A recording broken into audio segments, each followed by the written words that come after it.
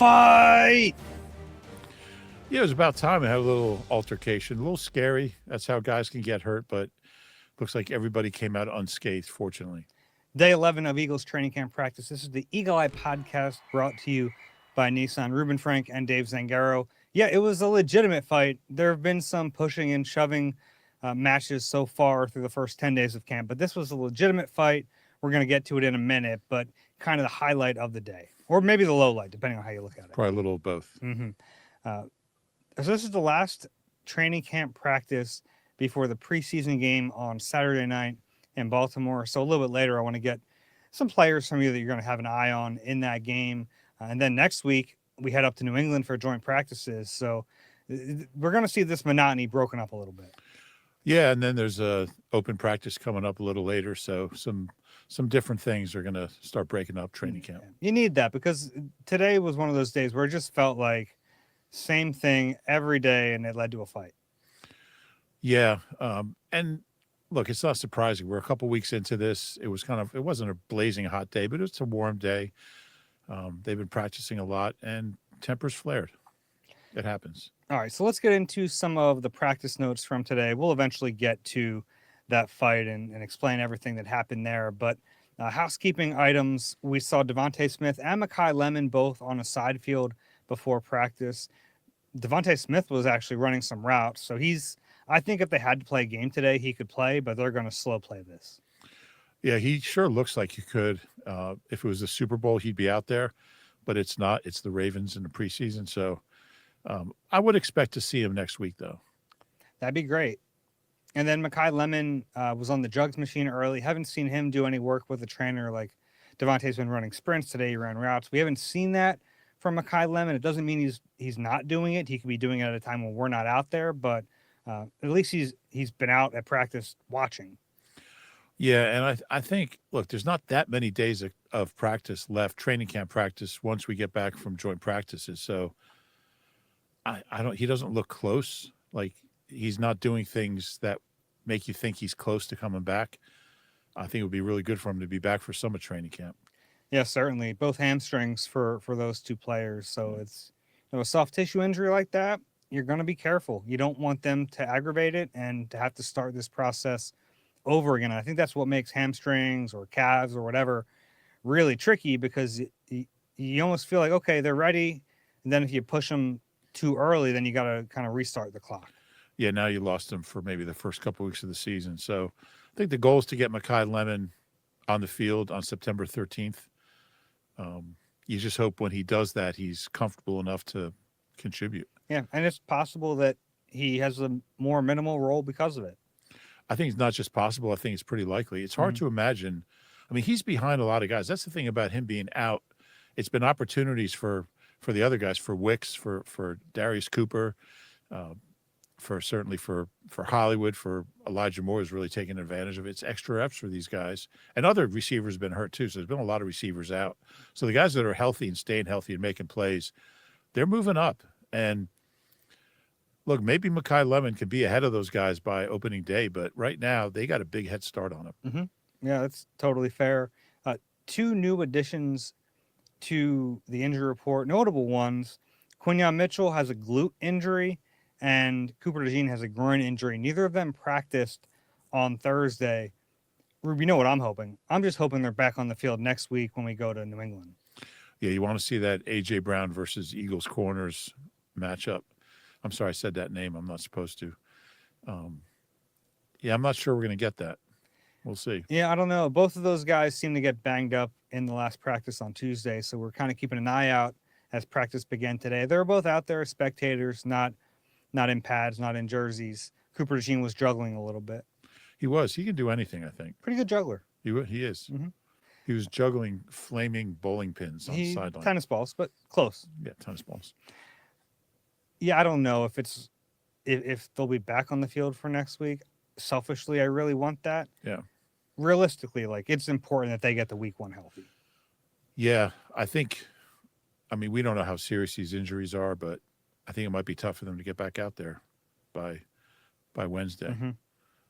Mm-hmm. The only other update we saw, Johnny Wilson back on the field. He had missed a couple of days with a knee injury. We saw Danny Gray get back on the field as a limited participant. He's coming over or getting over a concussion. So some guys are starting to return. Yeah. All right, that's all I had on. Saquon got a little banged up at the end of practice. Yeah, he seemed fine. Yeah, I don't think anyone noticed it because it happened. Like he got banged up and then the fight broke out. But Saquon had his left ankle, checked out by trainers. He never put that cleat back on, so he wasn't going to play on Saturday anyway. We'll see if he's back on the field next week for joint practices. He was signing autographs for every kid who was there after practice. He wasn't even going in for treatment, so that tells me they're not too concerned about it. Yeah, it was a tweaked ankle. Yeah. It happens, but sometimes those ankles, like, you don't feel it right away. It's true. So we'll see swell up, how it responds. It didn't seem like he was too concerned about it. I mean, no, and he never went to the medical tent. No, never left the field. So, all right. So that's all I have there. Depth chart wise, the only note I have is that without Quinyon Mitchell on the field, it was Mac McWilliams who got bumped up to the first team for most of the day. We also saw when they first came out there, it was Michael Carter as the nickel. Yeah, I think Mac has had a good camp. I thought he's had a good summer. I think he's made big strides. He barely played last year. I think he played 46 total snaps, including special teams, like 28 in special teams, 20, 21, something like that on defense. You would have liked to see him a little more, but I think he's made a big jump from what we've seen this last month. Yeah, I totally agree. That was pretty much the extent of the depth chart notes today. The second team quarterback still rotated, so no big answers there. Let's talk about the fight. This is whatever people are like, you're 7 minutes in, you started with the word fight, you haven't even talked about it. Let's get into it. It was team drills pretty late in practice, and there was some extra pushing and shoving between Fred Johnson and Moro Ojimo on a play, and it looked like Big Fred kind of like landed on him a little bit. Moro took exception. They get up and they squared up. I mean, this was not some just like pushing match. They legitimately squared up against each other, and it got broken up, and they separated. But then this is where I think the coaching staff really made a mistake. They let them both stay out on the field for the next rep. Yeah, you don't do that. You're just asking for trouble if you do that. I mean, just keep them apart. Practice is almost over. Yeah, so they get back out there. There's another play, and I think everyone was just watching those two, and sure enough, they get into it again. Kind of a little bit of a melee, and then it finally seems like it's over, but Moro was still heated, and he kind of like went around the edge of all the players, and he speared Fred Johnson. He hit him like below the knees. It was one of the more dangerous things I've seen in a training camp fight. Yeah, and he's got to know better. It's just stupid. He's a smart kid, but that was really stupid. And yeah, you're right. Like, it looked like the whole thing had been diffused. Everyone was holding him back. They were apart, and he just kind of went around the edge, and which I guess he's good at. And he looked like an edge rusher. It was impressive. He did. He's got that in his toolkit. So yeah, and then he went down low, and he could have really hurt Fred Johnson. I mean, that was really dangerous play. It was a stupid play. I'm sure he'll get talked to. I mean, it's one thing to push each other and wrestle a little bit, and you see guys do that, but this was beyond the line. He went over the line. Yeah, I totally agree. But like, I think that's on Nick Sirianni in a way. If you see two guys square up, you're the head coach of the team, you cannot let them both get back on the field for the next rep. Yeah. It's crazy. Couldn't agree more. Yeah. And they haven't had a lot of fights in Nick's tenure. They don't really, there's usually no fights during training camp. It's not like it used to be where Buddy it did get all the beat writers like remembering some of the biggest training camp fights in the past. Do you have one that stands out? Well, yeah, I wish I remember the kid's name. There was a undrafted rookie fullback from like Shippensburg or Bloomsburg, one of them PSAC schools. Are those PSA schools? PSAC. And he was trying to make the team. He was a long shot. And Andre Waters was in his heyday, number 20, great Andre Waters, who was a really tough dude, but they started fighting, and Andre didn't know. And we learned this later that day that the kid he was fighting had been like a NCAA Division II wrestling champ. And he just picked up Andre and threw him, body slammed him. Andre was a little surprised. the late great Andre Waters. So that was memorable. But there have been certainly a lot over the years. One of the more recent ones, there were a few that I remember. Of course, today. I go back to 1989. I know. Since joint practices are coming up, I thought about when Jason Kelce ended the joint practice early against the Colts. Zaire Franklin, there was like a little bit of a pushing match, and then Kelce came out of nowhere and just leveled Zaire Franklin. And Kelce knew he made a mistake because he came out and talked to us after practice that day and apologized. It got a little physical with the Patriots a couple of years ago. Mm-hmm. We were talking to Jonathan Jones about that. He was laughing. Jalen Carter was asked about fights at joint practice coming up, and he said, "I'm not going to start any." He said, "I'll finish them, but I'm not going to start them." Yeah, if you had to like pick your fighters from the Eagles, Carter would be up there. I think Tyler Steen would be up there. Yeah, we saw him do that against the Commanders. Yeah, last year. You know what other fight I thought about today was the Andre Dillard Derek Barnett one. Oh yeah, that was a crazy one because they got into it and then they made them like apologize to each other after practice, and that was when Dillard walked off the field and he had tears coming down his face, and then Barnett walked off the field and he had this bleep eating grin on his face, and it was like very indicative of their careers. Yeah, that's a fair point. Derek Barnett would get into a fight or two. It's always him every summer. To quote Nick Sirianni. It's always him.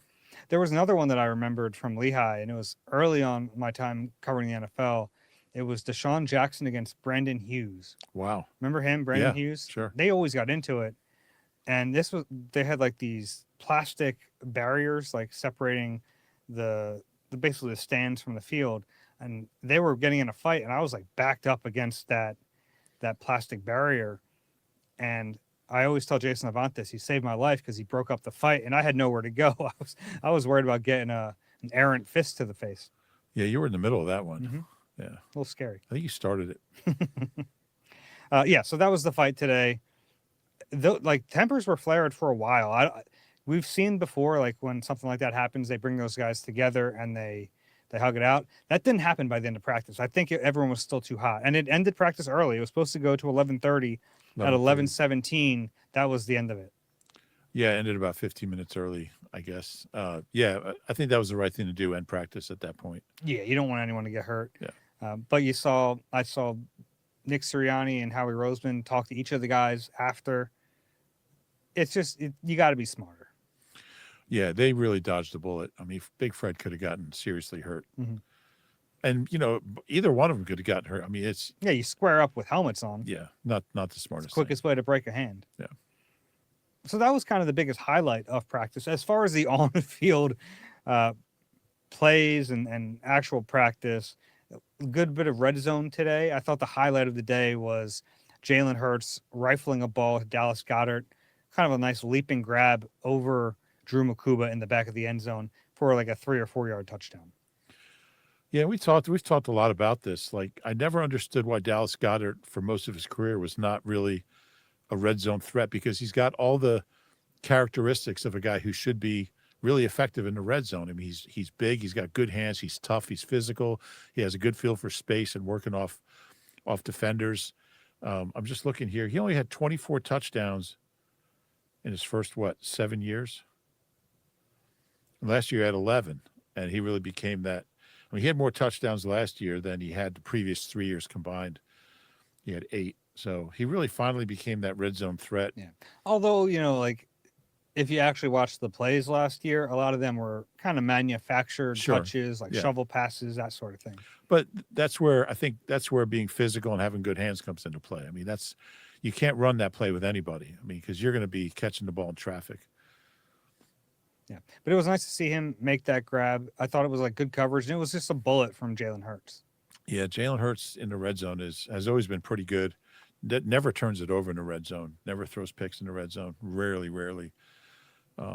Dallas has had, I would say, a quiet camp, but quieter. I feel like the last week or so, I've written 88 in my notes a lot more. Yeah, not a bad camp, but yeah, it was good to see. I think he and Jalen have played together since Jalen's rookie year, since 20. So they've played a lot of football together. Yeah. And I think that rapport carries over into a new offense. Oh, absolutely. I couldn't agree more. Yeah, I mean, they still know how the other one thinks and operates and functions, and that's something that goes beyond just what kind of scheme they're running. Exactly. On the next period, Hertz was able to hit Dontavian Wicks in like the front right corner of the end zone. We've seen those outbreaking routes between Hertz and Wicks just be on time. I've been impressed by that. They seem to be on the same page. Yeah, it's not an easy throw, and Jalen has made it well, and it seems to be a route that Wicks is really comfortable running. Mm-hmm. Yeah, it's just like he has a he he has a good step to the outside, and Hertz is just on time with it all the time to him. Yeah. They trust each other. Yeah, they don't look like two guys that have only been playing together for a few weeks, certainly. I totally agree with that. During 7-on-7s, Mac McWilliams had an interception. It was a ball to Hollywood Brown, and he undercut it a little bit, picked him off in the end zone. It was a nice play by Mac. And Max had a good little camp, and he's a good little player. And I think he's on my 53, and I'm not sure he was a month ago. Yeah, when I did my 53-man roster before training camp, he was not on there. I'm starting to wonder, because Jonathan Jones has now missed some time with an injury, you appreciate having a veteran cornerback who can provide depth, but if Mac McWilliams keeps emerging like this, maybe it means you don't have to keep the veteran on the roster. Yeah, and I think he was having an okay camp before he got hurt, but yeah, this is it's been an opportunity for Mac, and he's made the most of it, I feel like. Yeah, and just because Jalen Hurts threw an interception does not mean he stinks at football. Have you been following the talk of social media, Rube? No. Okay, so let me. People listening will know about this, so let me fill you in a little bit. The Eagles on Wednesday, their off day or their walkthrough day, posted a clip of that Quinyon Mitchell interception from earlier in the week over the middle of the field. It was a great jump on the ball by Quinyon Mitchell, but in the clip, you like very clearly see it's Jalen throwing the ball, not the best throw in the world, over the middle, gets picked off by Quinyon Mitchell, which sent people off their rockers yesterday. It became, people either saying Jalen stinks or getting mad at the social media team for posting the video. Why would they do that? It's only going to hurt the narrative. And I was kind of off my phone a little bit yesterday doing some yard work, and I came back inside and the whole world was on fire based on that clip. World's on fire. Yeah, I don't follow that stuff. I think Jalen's. I envy you. Like, how many Super Bowls does Jalen have to get to and play well in before people realize he's good? I think he's had a pretty good camp. I do too. And I was thinking about this, like, he's like the 17th best quarterback in the league, and Nick's not one of the top 15 coaches, but they have the 5th shortest odds to make the Super Bowl. So they have a bad coach, a bad quarterback, but they're one of the best teams in the league. Explain that to me. Yeah. Well, they do have a lot of other talent. Yeah. That's always the thing, though. It's like, I always laugh about that because, Jalen Hurts, he gets discredited because he has A.J. Brown and Devontae Smith for the last 4 years. But A.J. Brown's best seasons came with Jalen as his quarterback. Right. It has to go both ways sometimes. Yeah, but it doesn't. Never does. You know that. Speaking of Jalen Hurts and the middle of the field throws, I thought he had a great pass today. Middle of the field, through traffic. It was an absolute bullet to Elijah Moore, who just dropped it. So it doesn't go down as a highlight, but he whizzed it in there. It was a heck of a throw. Yeah, he fired it in there. It's a pass you'd like to see him catch. And he's been catching that ball. Well, I don't know about that ball. I haven't seen that ball all summer. That was a heck of a pass. I think he's been catching the ball over the middle. Mm-hmm. That's where he seems to like to operate. But yeah, he fired it in there. Mm-hmm. The first team offense found some success in the red zone in 11-on-11s. Second team, not so much. I thought the interior line got a lot of pressure. So maybe that's where some of the frustration started, because there was one rep in particular, Byron Young and Moro Ojimo got in the backfield and Andy Dalton just had to throw it away. There were a couple of throwaways from Dalton. Yeah, I think Big Fred actually beat Moro on the snap before they first started mixing it up. So I'm presuming that's how it started. But Yeah, but I'm thinking like this was earlier in practice. Yeah, like, no, so- I'm not disagreeing. I'm just pointing that out. But yeah, I mean, this D line is so deep that you play the twos and you're playing really good guys. And I saw a great rep from Jordan Davis and Jalen Carter, and it was picked up nicely. But those guys, they ran a kind of a stunt, a little twist inside, those two playing off each other. And that's fun to watch. There was another clip the Eagles put out yesterday that didn't go as viral, but it was like a 2-on-2 drill. And it was like it was an ET stunt, I believe.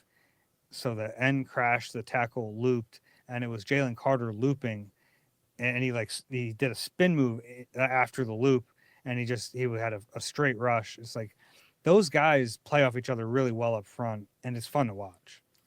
Jalen Carter can do a spin move. Mm-hmm. Yeah, it's Oh, fun he to did, watch. yeah. Okay. I thought Saquon was having a good day before he got hurt at the end. He's had a good camp. We don't talk about him enough. Mm-hmm. He's really good. There was the one play, he was like bottled up, so he bounced it to the left sideline. Keely Ringo was out there as the corner, got a little flat-footed. And Keely's fast. Like, say what you want about him as a player, he's fast. And to watch Saquon turn the corner on him, I thought was very, very impressive. Yeah, and he's done that routinely this summer. I mean, his ability to turn the corner and find some room to run is uncanny. I think he's been very good. I do too. I think we've talked about Tank more just because it's our first chance seeing him. His run style is so much fun, but like Saquon has looked the part, and I think he fits this wide zone run scheme that they're implementing too. No doubt. Hollywood Brown had a bad drop today in the flat, kind of heard the footsteps coming from Marcus Epps. It's a play that you'd like to see Hollywood make, and I've been a little underwhelmed by Hollywood Brown. What do you think of his camp? I thought he got off to a good start, maybe the first 3 days, Mm-hmm. and I think he's been flat since then.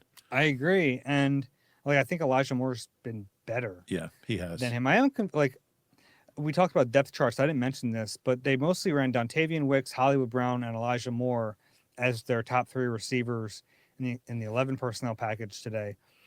It seems like they're hesitant to put more Darius Cooper with the first team, and I don't understand why. He's been the best receiver in all of camp. Yeah, that's a good question. I just wonder if it has to do with he's like the undrafted guy who was here last year, and they're all like new guys, all free agents, but free agents or trade acquisitions who maybe have a little more cachet. But I mean, Darius Cooper's been so much better than Hollywood Brown to me. Oh, I don't think it's even close. He should be in that mix. Yeah. My stupid observation of the day. You want to take a guess at this? Stupid observation of the day. I don't know. Usually if I say it has something to do with Braden Mann kicking a soccer ball, I'm not too far off. Not a terrible guess, but it's not what it was today. Jason Kelsey was at practice. They kind of went through a walkthrough before practice started. He was lining up as a scout team defensive tackle. Well, he started out at Cincinnati as a linebacker. Mm-hmm. So, by the way, I read that he's getting inducted into the Cincinnati Athletics Hall of Fame. Really? Good for him. Yeah. Probably not the last Hall of Fame he'll be in, but pretty cool. Yeah. But it's just so funny to me that, like, here's this guy who's, on every television in America. Yeah. And he's not just out of practice, like watching. He's coaching at times. He's operating as a scout team defensive lineman. And by the way, that scout team defensive line had Jason Kelsey and Connor Barwin. Yeah, it's a pretty talented group right there. Yeah. That's all I had from practice today. There weren't a ton of observations. It was a lighter day. It was a shorter practice. I thought it was kind of uneventful for the most part. Mm-hmm. We got some red zone work, which was fun, but nothing crazy. All right, let's take a break. When we come back, I want to ask you about this game coming up. We talked to some players and some coaches, and then we'll get the questions as well. You deserve a car that thrills you, a car that puts goosebumps on your goosebumps. At Nissan, we've got everything from turbocharged SUVs to 100% electric vehicles that'll make your heart beat faster. Experience the thrill for yourself and shop your local Nissan store and nissanusa.com today. Eagles fans, get ready for Nashville. Join Eagles Fan Travel as we take over Music City. Enjoy premium hotels, guaranteed game tickets, and unforgettable game day experiences. Don't miss one of the hottest road trips of 2026. Book now at eaglesfantravel.com. All right, back on the Eagle Eye Podcast, brought to you by Nissan. Rube, where do you want to go here? Do you want to talk about what we heard from players and coaches? Do you want to talk about this game on Saturday? Let's talk about the game first. Okay. Look, Nick's not saying who's playing and who's not. Very obviously, the starters are not playing this game. You don't At think least maybe a couple on defense. I could Yeah. see him like Vic Fangio wanting like an Andrew Makuba to play, or maybe a Jahad Campbell. Yeah. Maybe Nolan Smith. maybe. And Vic normally gets a few guys out there who might be considered starters. I don't think we'll see anyone on offense. You don't think Jalen's going to play into the third quarter? I do not. It's crazy to look back and see how much like Donovan played in preseason games, and they had 4 of them. So they wouldn't play the starters in the last one, and that was like a big deal. Oh, they're not playing the starters. But like you look at the stats on NFL Jesus, if you can get on there, which I can't, and like Donovan would throw like 60 passes during a preseason, and it's crazy. It's crazy to think back how much those guys played. But I think you're with me. I really enjoy preseason games. I really enjoy seeing these backups, guys trying to make the team, how do they respond to the situation. It's a lot of pressure on a lot of these guys because if you don't play well in you could have a great training camp, but you've got to do your job in a preseason game or two. And if you don't, you could be out of work. So I enjoy watching how these guys respond to the situation and playing another team. Yeah. And, aside from the players, this is going to be an important step for Sean Mannion and the offensive process. Just getting the plays in. The last time we talked to Mannion, he didn't know if he was going to be on the field or in the booth. My guess is that he's going to be on the field. But I'm going to guess upstairs. Oh, really? Yeah. Why is that? Just a hunch. Oh, okay. I don't know. Just because I said one and you said the other? No, I've been thinking that. Okay. Yeah.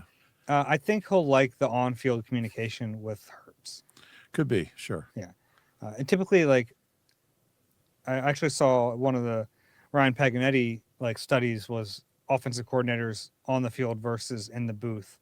And it's probably skewed by some really successful coordinators who happen to be on the field, but that seems to be the way to go if you trust the numbers. Yeah, it could very well be. Yeah.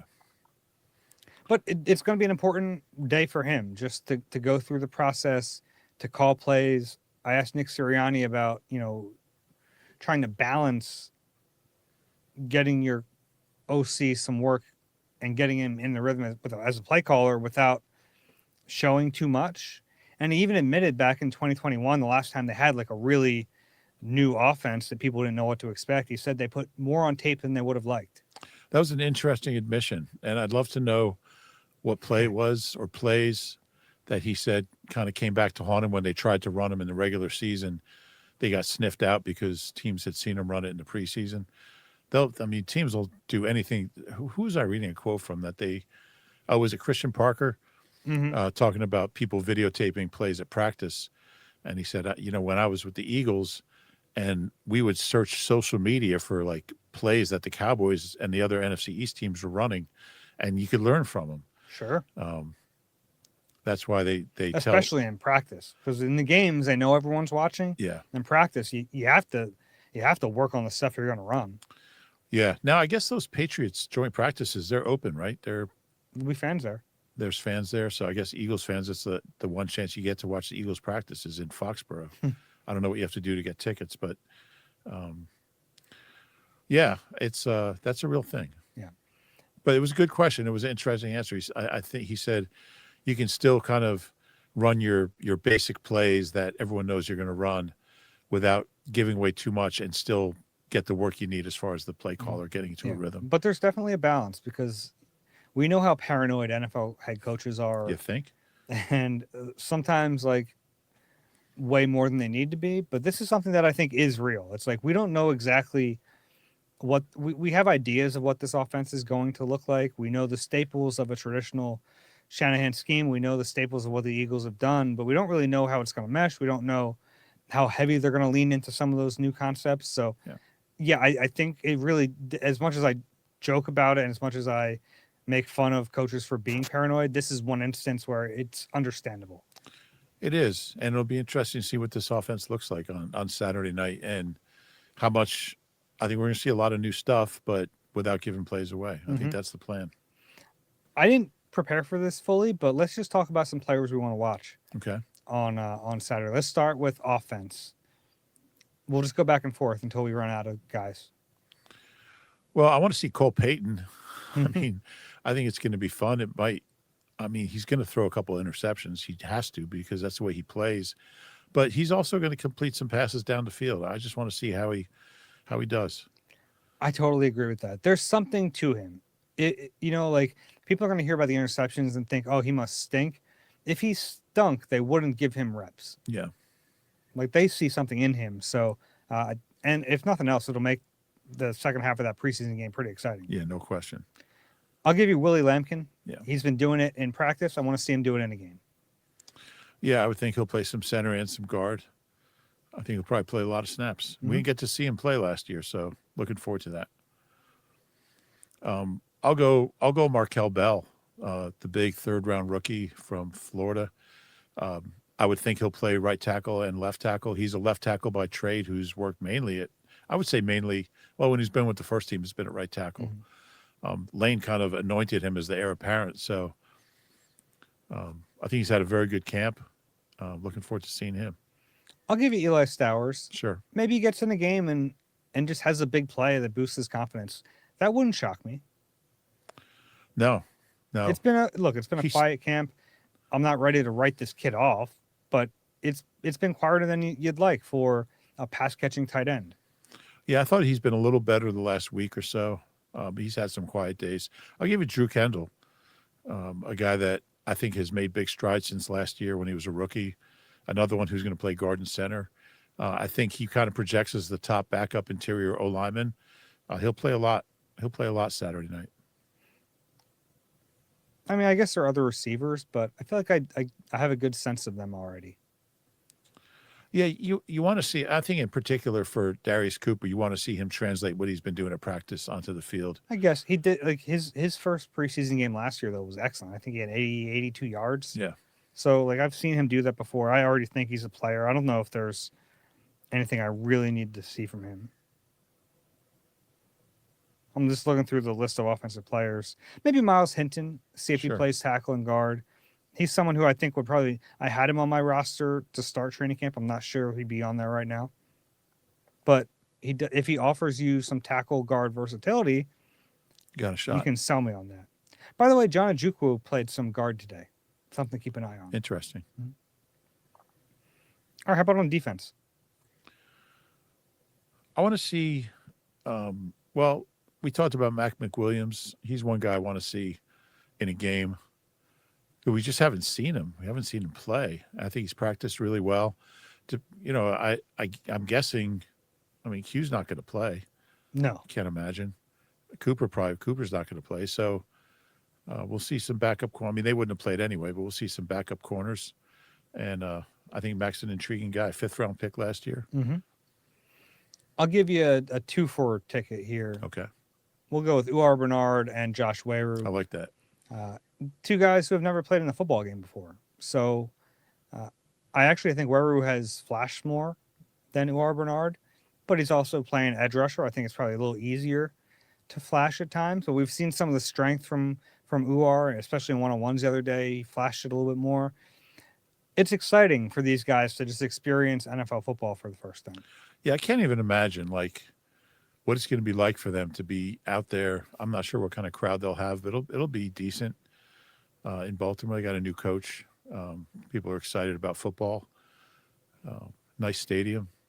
It's going to be a nice evening. I think it'll be a decent crowd.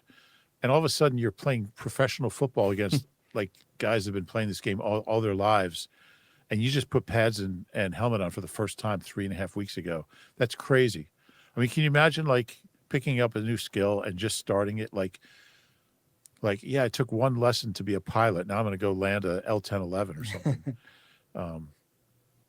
So it's going to be a lot thrown at them. There's going to be ugly moments, but yeah, they'll be fun to watch.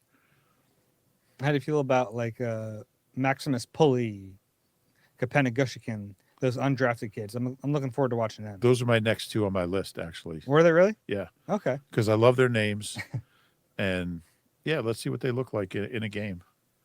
Especially Maximus Pulley. Great name. What a name. Fantastic name.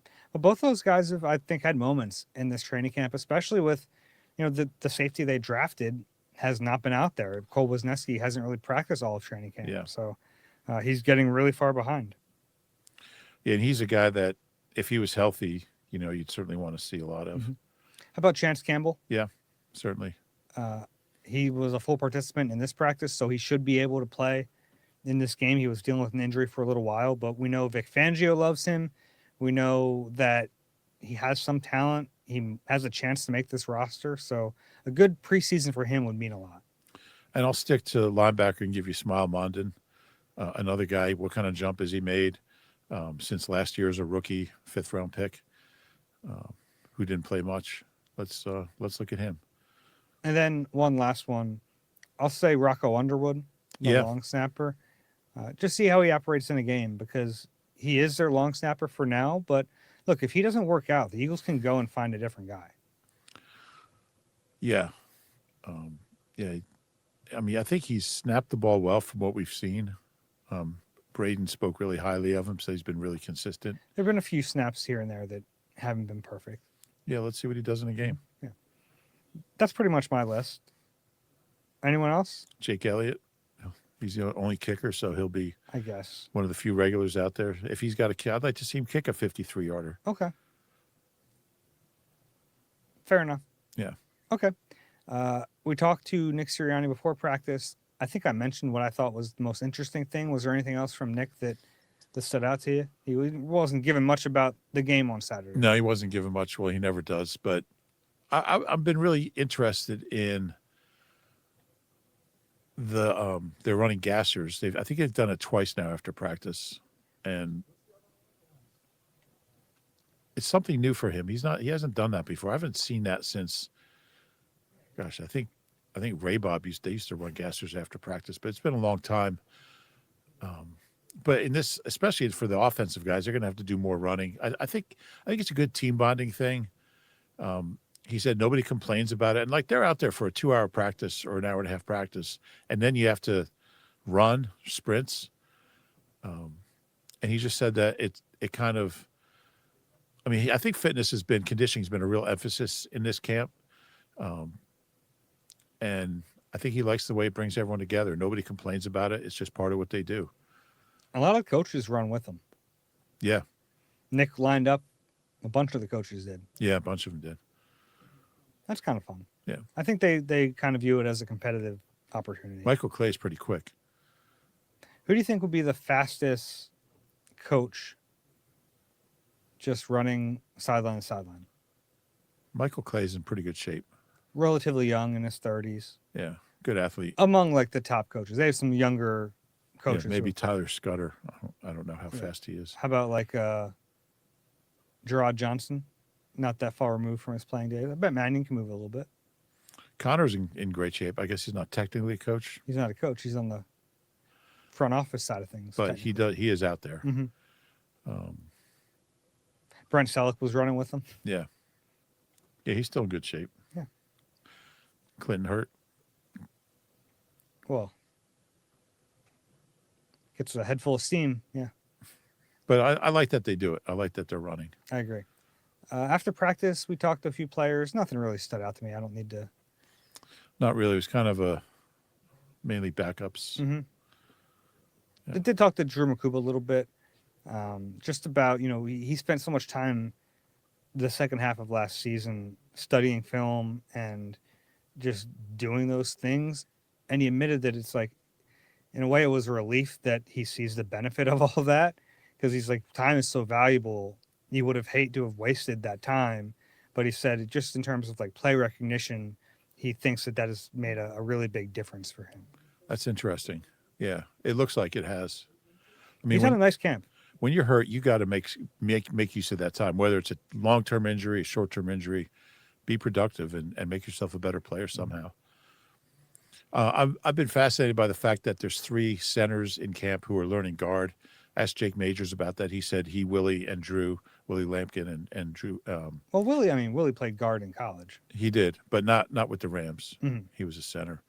But he said they all kind of have been helping each other out and working together on things and understanding. And yeah, that was fascinating to me. Drew Kendall, that is. Should we go to questions? Yeah, why don't we do that? We have plenty of time for questions here. If you have one for us, eagle-eye at nbcuni.com. QR code is on the screen. First one today is from John. Hello, Reuben Dave. Any concern that Jonathan Grenard is the next Bryce Huff? I recall Vic also being very tempered in his comments about Huff. I mean, he's had a better career than Huff when Huff got here. A lot of Huff, it was just a projection. Mm-hmm. I guess there's a proof of concept here with Grenard. Yeah. He's had 2 12-sack seasons. Yeah. I mean, I guess Huff did have a 10-sack season, right? Didn't he? With the Jets? Mm-hmm.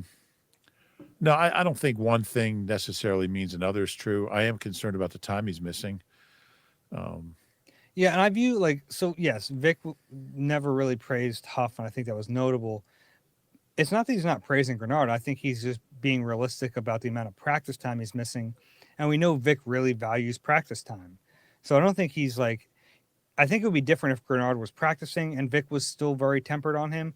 Then maybe you could make this comparison. Yeah. But Grenard hasn't practiced. So I think Vic is just a little upset that he's not getting to see this guy on the field. Yeah. Yeah, I don't get that sense, certainly. Next one is from Samuel. Greetings, Reuben and Dave. I'm a listener from Brazil. Whoa. In 2024, I was there in Sao Paulo and had the pleasure to meet Dave the day before the game that started out our great season. Regretted not asking for a selfie with you. You should have. I would have been happy to do that. A question for you both. What is the greatest football play in Eagles history? There's a clear top 6 in my opinion. Philly special, BG strip sack, the dagger, Coop's pick 6, Miro in the Meadowlands 1, Miracle in the Meadowlands 2. For me, it's BG strip sack because of the weight of the fourth quarter. Although Philly special is bigger, more famous play, even bigger today than the Super Bowl it was from. So what do you think, Rube? He wants us to make a top 5. That's asking a lot to put it on. Well, I did a book, The 50 Greatest Plays in Eagles History, which you can order on Amazon or barnesandnoble.com. So that's my answer. Get the book. Unfortunately, the book came out before. Yeah, I feel like you might have to redo this. Well, we wanted to, but the publisher disagreed. Okay. Unfortunately, I would have loved to do that. If you're a book publisher out there, give me a holler. Yeah, that'd be fun. Because I think a lot of these plays from... There'd probably be at least 10 that we would have to add. Yeah.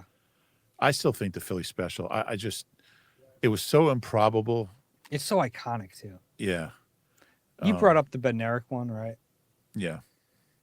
Can you tell people about that one? Well, the Gifford hit I mean, he basically ended Frank Gifford's career. But he also had the game-saving tackle at the end of the 1960 NFL Championship game on Jim Taylor at the 12-yard line. He just stayed on top of him as the clock ran out, and then told him, "Okay, you can get up now, Jim. The game's over." It was Vince Lombardi's only postseason loss in his career. Yeah, so that's a pretty big one. That was a big one. I mean, there's some plays that were so remarkable, but they weren't as important. So you have to weigh all that. I still think Randall's the 91-yard pass to Fred Barnett, who was there today, by the way. He was at practice. I had a good chat with Fred. That's one of the greatest plays I've ever seen. And then Randall's touchdown to Jimmy Giles when he got knocked down. Have you seen that play? He gets I don't think so. He basically gets sacked, but on the way down, he props himself up on his feet and hands, and his knees never touch the ground.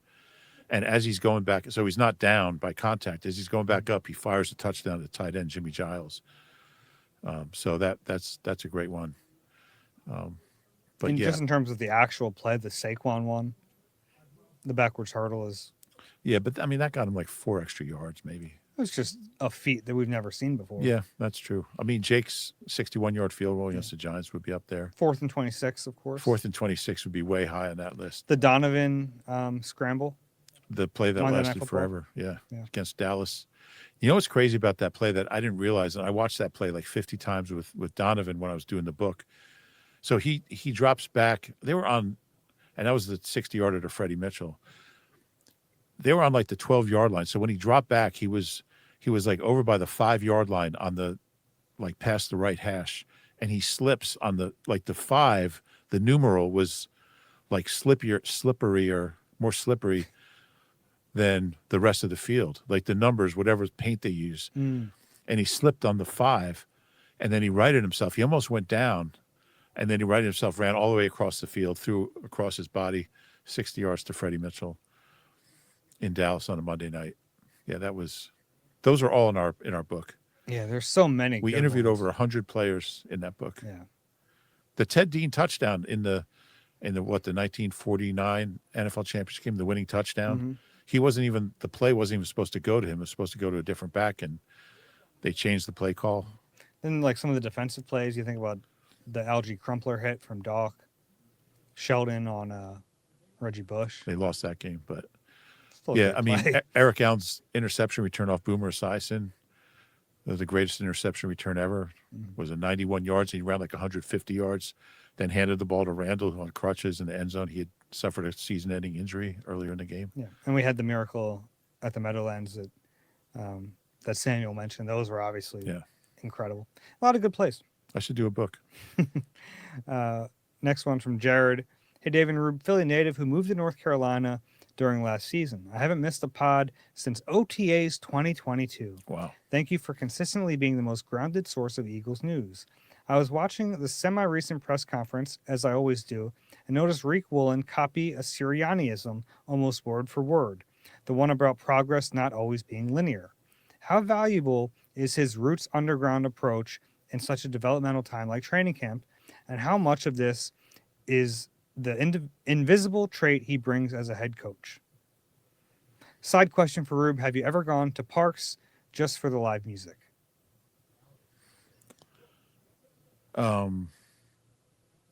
Which one's Parks?